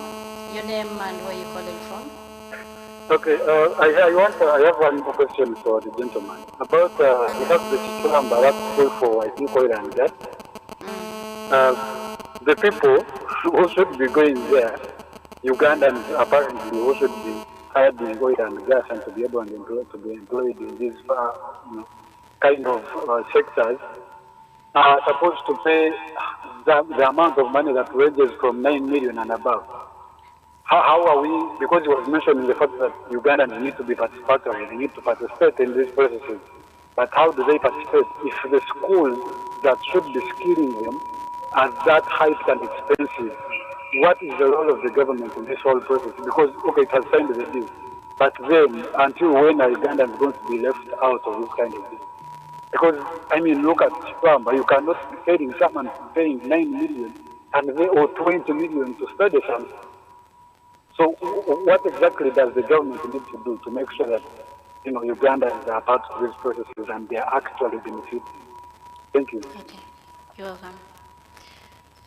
He's talking about the Chichamba Institute that is training people in oil and gas, and he's complaining about the amounts that they're charging. The high 9 million in Uganda. When someone gets 9 million, you will start a business. I mean, omuntu asobola 9 million ezowamu siba bazadde bafa ab'omu byalo. Kati omuzadde oyo bw'aba alina omwana, how are we getting these poor kids involved or skilled to benefit from the oil and gas sector? And he is saying, what should the government do to make that everyone is involved? You talked about inclusivity. How can they include everyone? It's an amazing question, I must say, because we are looking at, we want skilled people, but then we are looking at the cost of skilling. Should it come at a cost? I think that's a question that the government should address. Because if you're skilling people, which kind of people are you skilling? Because how many ordinary Ugandan can manage 9 million? So, because for me, I would advise the government, one, to put scholarships for oil training, majorly, at a no cost. Or if the cost is there, it should be small that everyone can. 70%. They can pay 70%. Yeah, as you've suggested, they can pay 70%, or it comes at a lower cost.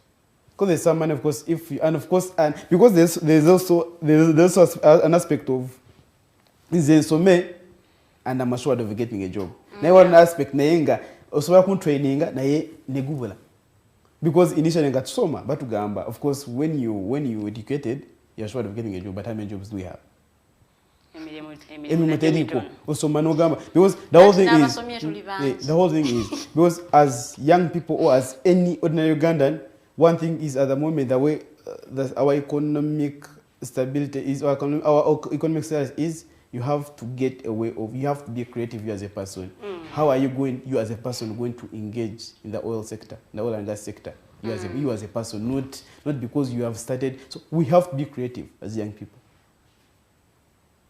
If you need the kind of skill and just even getting that skill and you're sure of getting it as the government, because the government still either way, because if I'm going to the government side, the government cannot provide jobs for everyone. Yes, because the private sector has to come in. We as people, we need to also come in and see how best can we be creative, how best can we create jobs as young people. Or the private sector is coming in and they're doing industrialization, and here environmentalists are saying, don't do massive industrialization. You are saying they should invest in agriculture, and the youth that we want to create jobs for are not interested in agriculture. But we have fields where investors can come in. We have our potential as a country where investors can come in. Because if you invest in agriculture, you're most likely to create over 4 million jobs. If you invest in agriculture. So we are saying instead of you investing in a harmful investment. But still, we are going to invest in agriculture unless you are telling us that after we have produced our products, we're going to export them the way they are. But if we want to process them and all that kind of stuff, we shall do. And actually, let's also look at the quality of products as a country.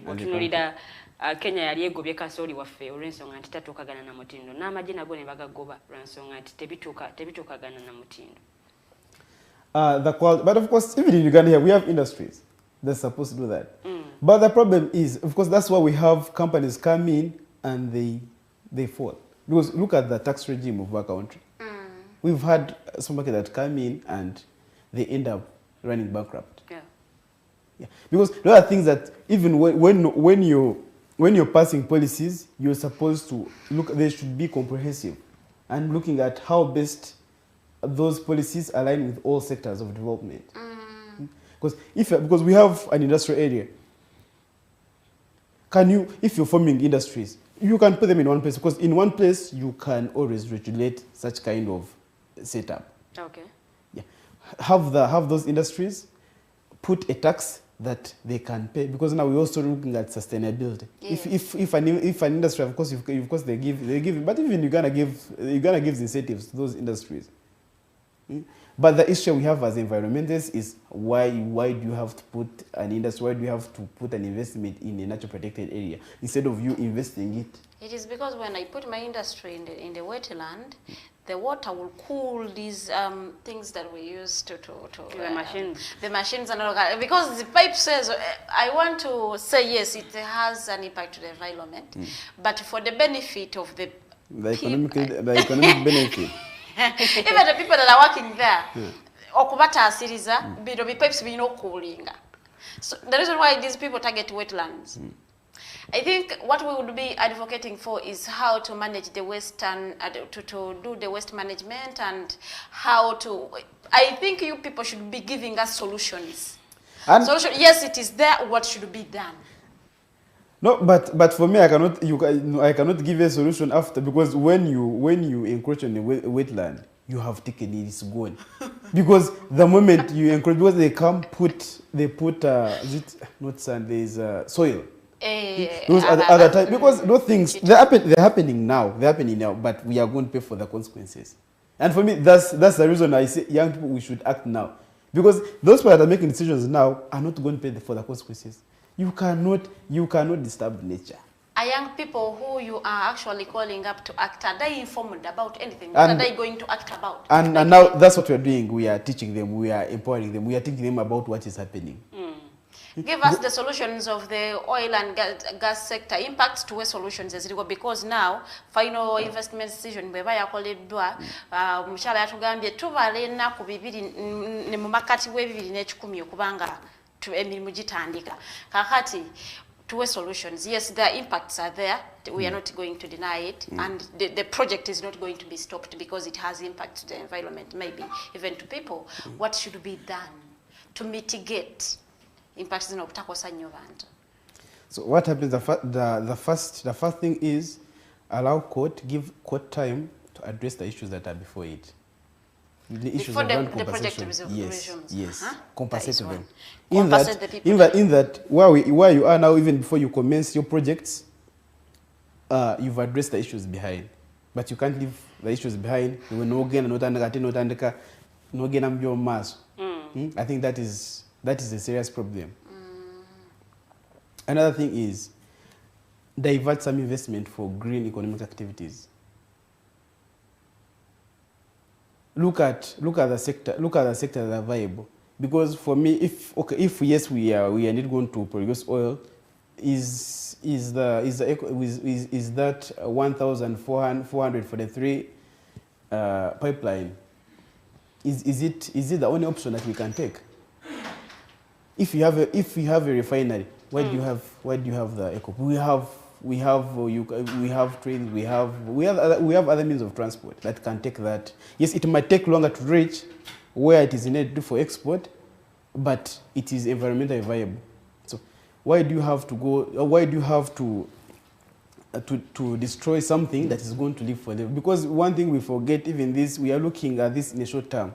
Because oil is a non-renewable natural resource, so it is going to end. So what happens? Because now whatever is doing now, the impacts of oil, you're not going to bring back a wetland that you've encroached. No. You won't bring it back. That's it. The forest you've cut down, you won't bring it back. You know what happens to oil? When the oil spills the land, it goes deep. So which means there is nothing that you're going to grow after you have exploited the oil. There's nothing you're going to plant. The agriculture, which means the agriculture in that area that has been affected by oil, is going to be normal. So now we are looking at who's going to suffer the consequences.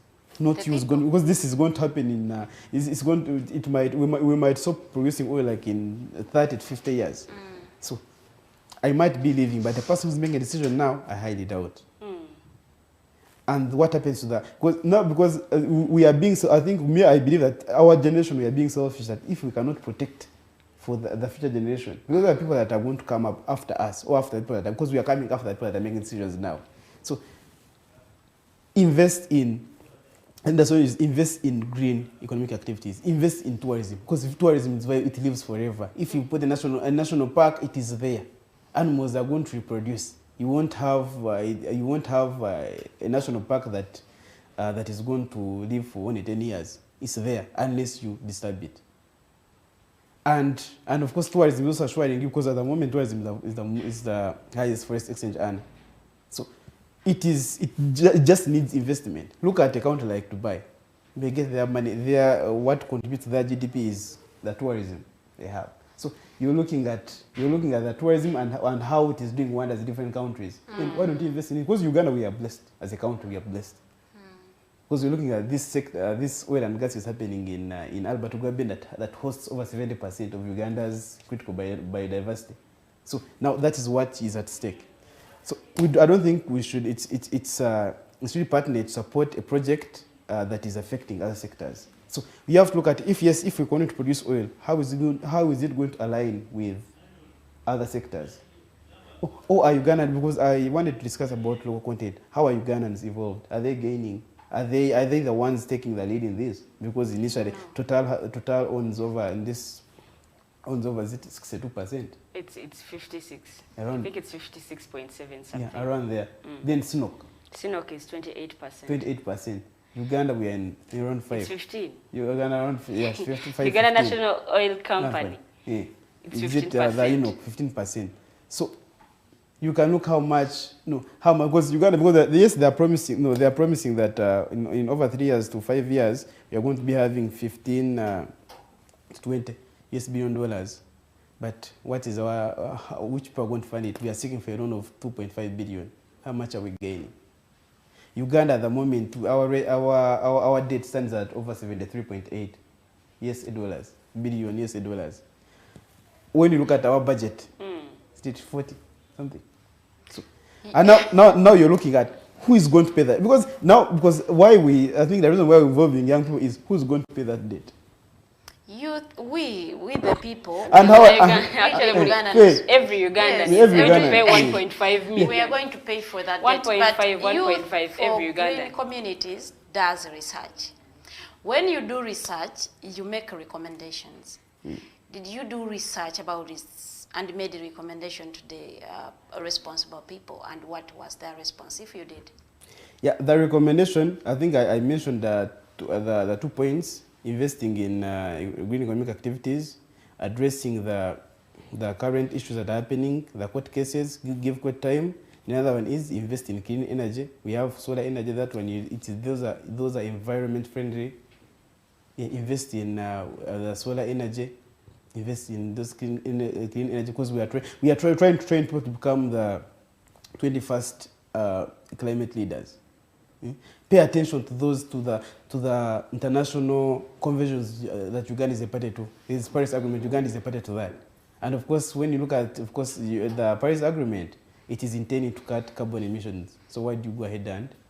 Another recommendation was there's also the civic space, because most non-government organizations, most civil society organizations, they come in to help the government, because as we go down to communities, we do research. So we are bringing for you issues that are happening. But of course, when you bring for you issues, you want to silence us. So we are saying, let us do our work, and we do research and come and aid, come and help you. Because this is a big project that needs everyone, needs all stakeholders. So how best can So did they respond to your recommendations, or they didn't? They haven't responded, because we sent it on 2nd February. We have not received any response. Yeah, apart from also the president saying that us, we should be sleeping in bushes. About the civic space that is shrinking, these stakeholders, some of them say, these people, the NGOs, hide in maybe advocating for environment, maybe fighting for human rights, but in actual sense, you are not doing what you meant to do, and you are using all these spaces to fundraise and fatten your pockets. The reason why But we have the Anti-Money Laundering Act. If you think that I'm getting money and I'm putting it in my pocket, we have the law. Use it. The law was used and wasn't it that? Oh, wasn't it opened? Was it opened? Did I give the reason why opened? No, it is the fee of government that creates all that confusion. Because the GDF, it funds government organizations. Uganda Law Society is attached to the government. They fund government. They even fund Ministry of Finance. So finance is a ministry. Are they also funding their pockets?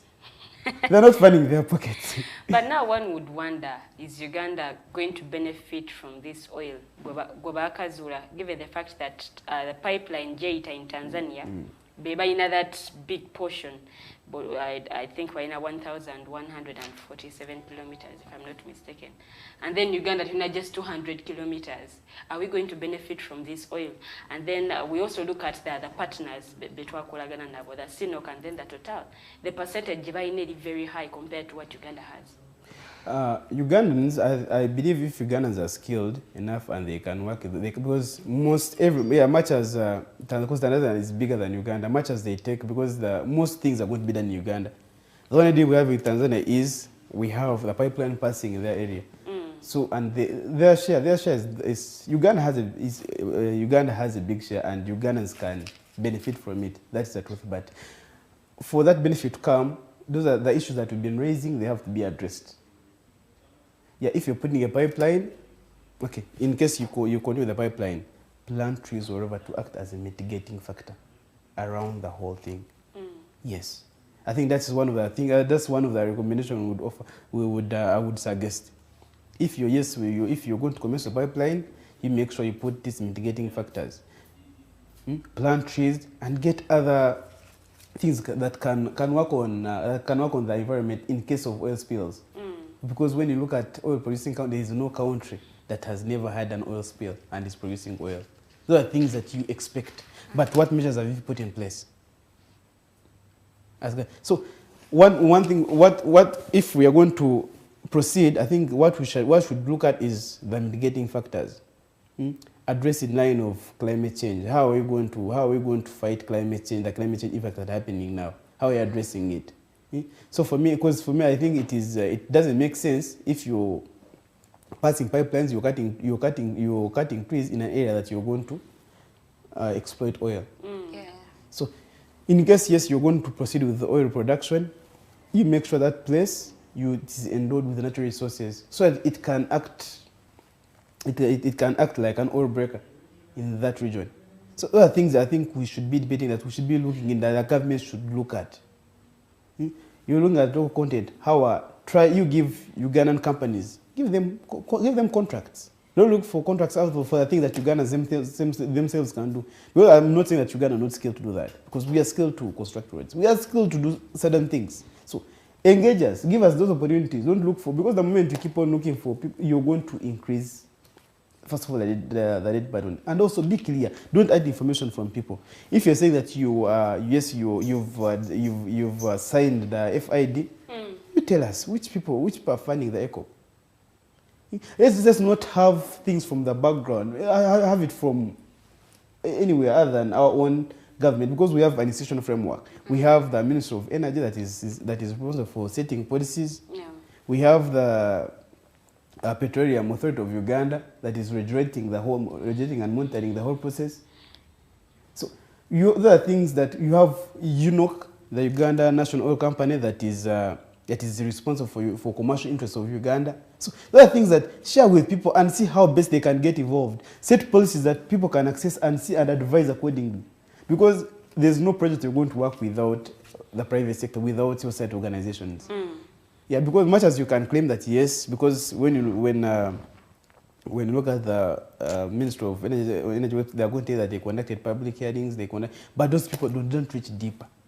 And still, for them, and of course, they come with that intimidation. Because they come when they've made up their minds. They're saying, we are giving this amount of money for your land, and that's it. But you talked about the green economy. We want to see what steps can Ugandans take to achieve a green economy. What activities should we be engaging in to attain a green economy? The activities, one, you have to engage in afforestation, plant trees. We need trees on mountains. We need trees everywhere. We need to end fossil fuels, this oil and gas. Is it going to solve Uganda's problems? Yeah, partly. Partly. But partly we've been solving our problems. We wouldn't because we are not really, because we are looking, yes, if it is going to solve our problems, partly, because check how much is coming from oil and check how much we are getting to invest in oil. Because the debt burden is high. And there are so many reports on that the moment we continue producing oil, investing in oil, our debt burden is going to increase. So who's going to pay all that money?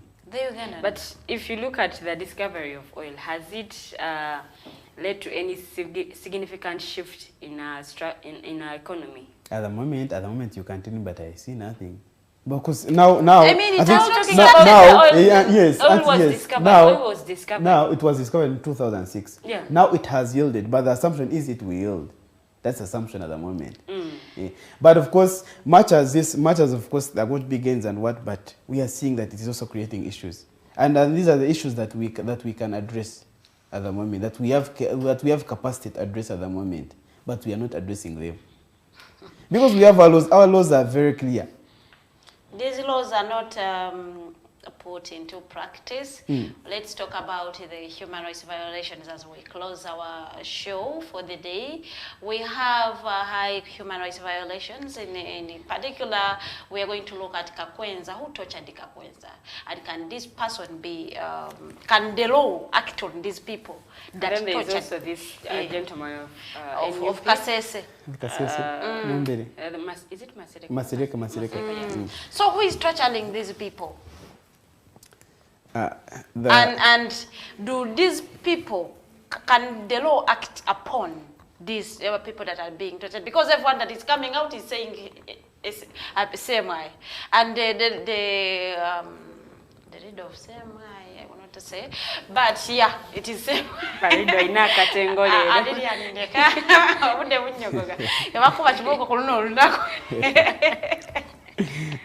So, what should Ugandans do apart from us doing hashtags and human rights violations and torture? What steps should Ugandans do to put an end to these violations, to torturing the individuals, and apart from going to courts of law? Because we know with the backlog in the courts, if you're a lawyer, you know you can take your case and it is hard in the next 5 years. So what should the Ugandans do? What steps should we take? Because now, hashtags this Jacola, we have talked, people have talked, and it is not working. What should we do? Yes, when you look at our laws, the law is very clear. You're not supposed to be subjected to torture. When you look at Article 24, when you look at Article 44, they give you rights that are not supposed to be tampered with, the non-derogable rights, fair hearing, torture, subject to torture. Habeas corpus, there are around 5. They are there, Article 44. So, but these are things that we've seen. Of course, Kakwenza is not the first person. Yes. Bob Wine was arrested and tortured. That was last year. So should we take it that is the new norm? And now this is a governance issue, because these things are not done by people that we don't know. It's done by government, and they have come out to speak about them. The president last year he spoke that there is where you can beat someone nicely. I don't know if I've used the better word. Because even the judiciary is not helping.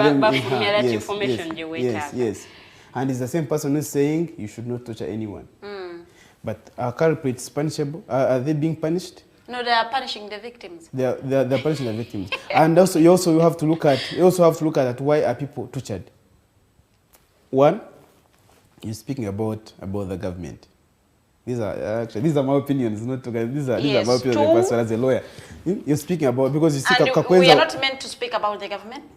So Uganda is I think I'll reach there. One, you're speaking about you're criticizing the government. Yes. And when you look at our laws, Article 29, we have freedom of speech. True. You have freedom of speech. Isn't it abused by some people? Whether it is abused or not, we have it. Of course. No, Farida, I think we need to talk about it. We have freedom of speech. Yes, freedom of speech, really. But don't you think bekweka in that article, because I would believe bali badde bogera ku cause muntu batwagala kyusa kino batwagala kyusa kiri, but right now some people are attacking individuals. And of course we have laws on defamation.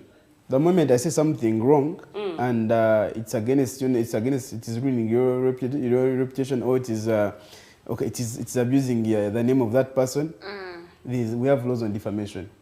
You can. We have this. That's a Actually, you even can, if yeah, I abuse you my can sue, freedom of speech, yes. you cannot torture you can, me. yeah, You cannot torture me. I'm not a you can murderer. sue. You can sue and get damages for that. Yeah. But now we are looking at these different aspects. We're speaking about things that are happening, and you're curtailed. Yeah. If I speak about someone who has been reigning for over 4 decades, I don't think that is abuse of freedom of speech, because it is a true comment. Don't you think it also depends on the way you're bringing out this, or what the language you're using? No, No matter the language, whether you use a bad one or good language, for as long as I have freedom of speech, if I offend you, take me to courts of law. Why would you even go to my home to search? Are you looking for a Twitter, for a tweet that I put on Twitter in my home? No, I mean, that doesn't matter, Lillian. Anyway. Lillian is right, because we have, of course, here in Uganda, we have a law that's saying that it's Article 43. It limits your rights. That much as you're enjoying your rights, you're not supposed to infringe on other people's rights. Exactly. When I go overboard, take me to court of law. Don't but the torture moment is for you. If I'm doing something that is infringing on your rights, how are you going to handle me? Take me to courts of law, because now that's the determinant. That's something that courts of law have to determine. Did I really infringe on your rights? Now also that's a question. That's a question of its own. Because we are saying, recently, yesterday but one, that applied for Kakwenza himself had wanted to get his passport documents again, German and everything. But they're saying that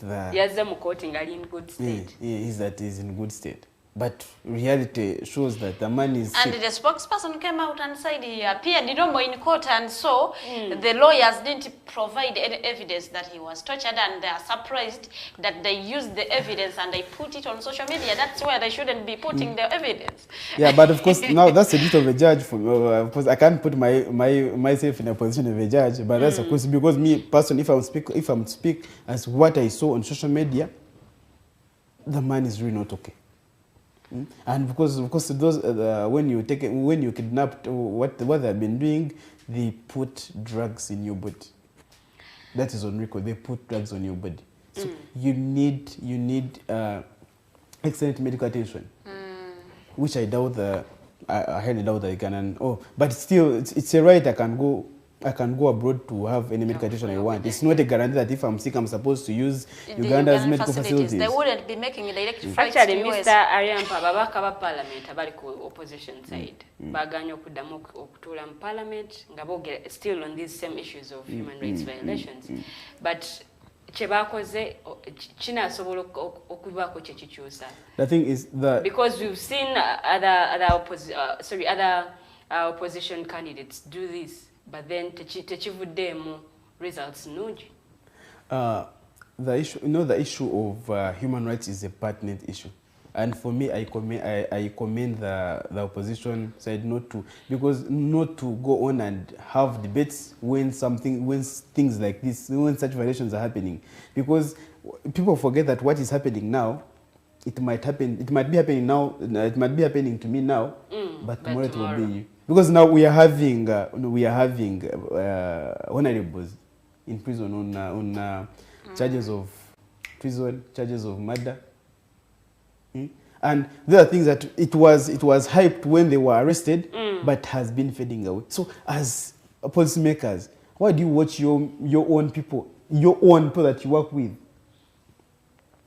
I'll be going through the comments. We are actually going to end our show. At Wemeleho Alex Agamba, future generations will also be affected by today's course of action because their future depends on the extent to which they have addressed concerns such as the depletion of resources, the loss of biodiversity, and long-living radioactive wastes. To represent the concerns of future generations is difficult in the context of policy making at the present moment. Environmental education is one way to equip young people with the necessary cognitive skills to recognize and withstand the pressures of the advertising world. The kind of education that needs to be imparted here involves providing information about how the world's ecosystems are under stress, as well as proper guidance on how to draw links between advertisers' product and its ecological consequences. Brooke Williams, with your opinions, I will read them. With much of oil money, about 3 trillion from oil fund already used, the fund is depleted, oil no longer owned by Uganda. When you make such statements, you put evidence. Otherwise, we call it propaganda. Most of the Ugandans involved in the oil project are military cadres and people with connections. That is why. Many Ugandans are tortured and killed. I have seen a video circulating when soldiers are throwing dead bodies in a forest. You see, Brooke Williams, you see, when we make these statements, let us support them with evidence, with videos. You have a video, you put it there. Otherwise, these statements are misleading. They are misleading the youth, and you youths are actually using propaganda to mislead the public. Let us desist from propaganda, and then we will develop as a whole. Your parting remarks as we close the Mighty Drive. It has been an honor having you on the Mighty Drive. We pray we get you next time when we really need you. I'm so humble. I'm so humbled for the invite and for hosting me. I think my ending remarks. One, it is to the young people. This is, of course, this is our country, and I think we are the age that can decide what kind of a country we want as people. So we all have potential. We all have abilities. So now we have to look at how best can we utilize what we have. How can we create the country we want? Because we cannot, because the thing that we should look away on how you can take part in decision making of our country. Just look away of how you should participate on how your country how your country is supposed to be governed. Because if you don't do it, no one will do it for you. Just come, work with government, work with other authorities, and advise and take part, be active, involving your country. Because the moment you remain silent, your ideas are locked. So my advice to youth, unlock your potentials. You have potentials, we all have potentials, and we all have a purpose. Unlock those potentials, and trust me, we can create the better Uganda that we want, that we deserve. Here at the Mighty Drive, we end our show on a lighter note. So you will be telling us what you enjoy doing in your free time when you're not doing human rights. It is not environment. It is not anything related to work. What do you enjoy doing? Me, I'm a rugby fan. I used to play rugby during my time at the university, but I stopped to. One of the few Ugandans that support rugby. I find it boring. I cannot watch it. No, I think you've not actually taken part to not to watch it. But rugby is one of the sports that you should interest yourself with. Very interesting. Hey, just come at Google.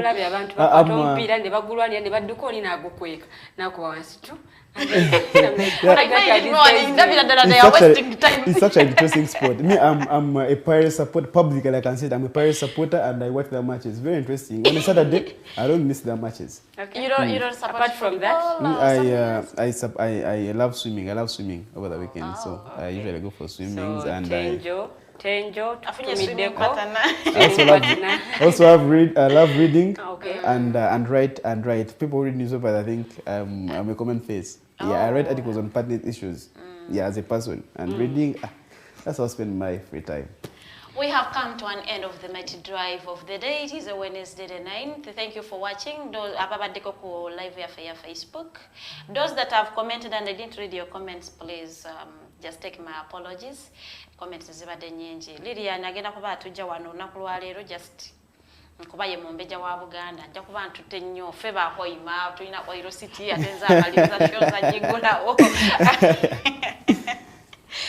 Tweyanziza nnyo tweyanzege mwebale nnyo mwenna ababaddeko okuva gye twatandikidde paka wano tugenda okubanga ate tuwunzikira tubadde n'omwami Ariampa Brighton ono nate munnamateeka era nga ye CEO wa Youth for Green Communities era nga tubadde nayo rallies ensonga zetwogeddeko zibadde ensonga nnyingi nnyo ensonga za oil and gas ensonga za environment ensonga za climate change kansobire nti gwali ewaka ate ofunyemu ekyokuyiga nze omumbejja Luwedde Lilian mbadde n'omumbejja ye Bunyoro omukyala Farida Bikobere kambagaliza okubeera obulungi tusisenkana olunaku olw'enkya mweraba.